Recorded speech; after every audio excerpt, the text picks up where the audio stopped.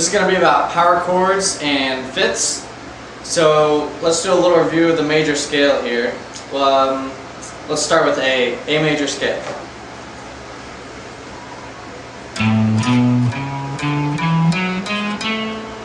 So if you take each note and you number it, 1, 2, 3, 4, 5, 6, 7, 8, you'll have the intervals. So a second interval would be the first note and the second note. Likewise, a third would be the first and the third. So a power chord is made up of the first and the fifth notes of a major scale. And then you add in your pinky for that eighth note. So we have root, which is the A, and then a D, and another A.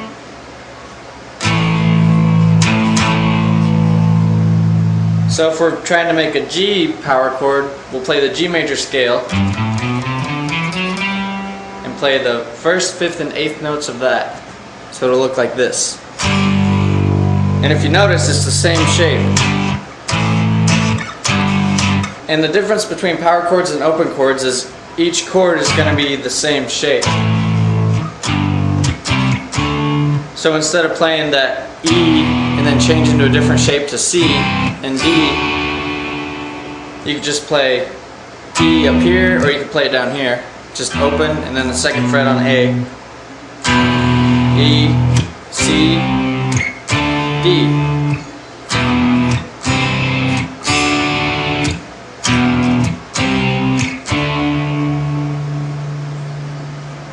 And oftentimes when you're playing power chords, you'll use a distortion pedal.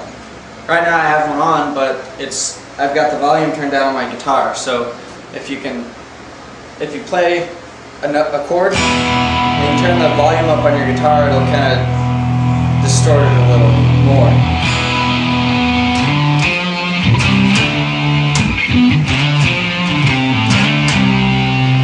So if you back it off, not to where it's off, but just a little up.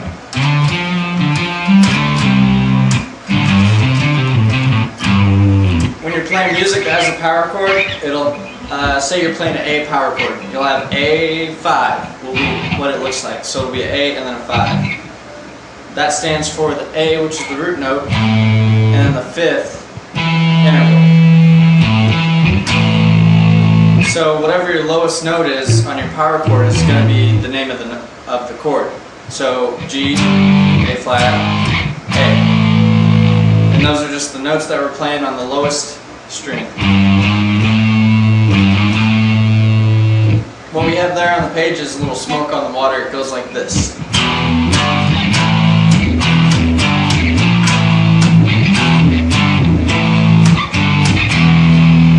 And it's all power chords. D, G, A, D, G, B flat, A, D, G, A, G. So if we played that on a single string, it'd just be.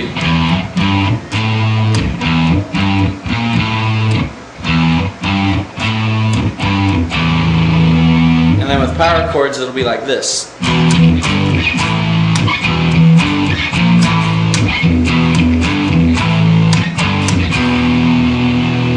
So if you're having trouble with that shape, you can tune your E string down to a D, and that's called drop D tuning. The way I do that is just play the first 3 strings. And you can hear it's kind of weird sounding. So if you take your E string tuning peg and you turn it down till it sounds more pleasing. So it'll be like this. You'll hit those first strings and then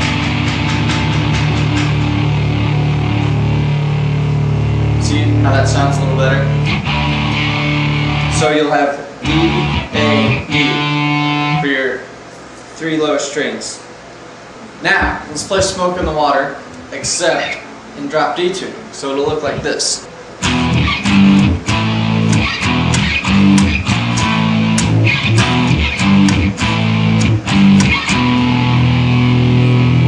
So since our E string is tuned down, we move whatever we would fret on the E string up 2 frets, or a whole step.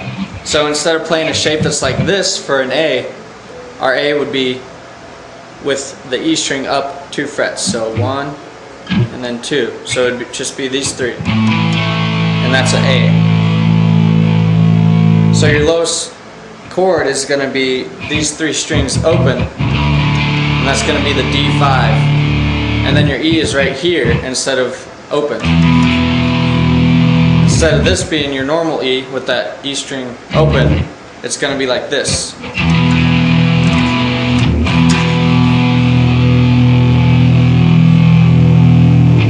So to help memorize that shape of your fingers of that power chord, I'm in standard E tuning now instead of drop D. You can take your fingers, put it in that shape, and slide it around.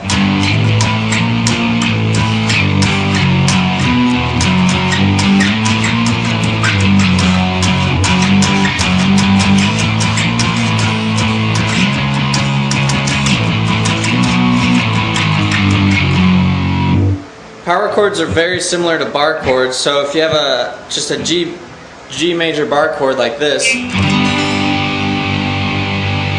a power chord is just going to be those first 3 notes.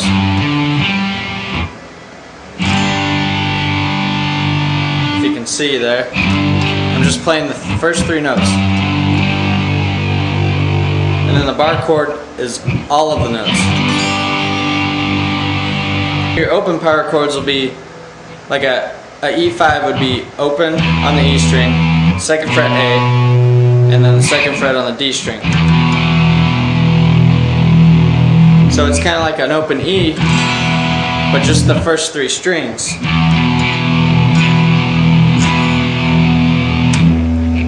So now that you know power chords, you can play a lot of songs.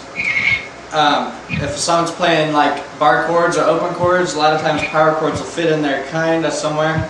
So it'll help you to figure out songs if they're playing like maybe an E7 and you're just playing an E power chord over the E7.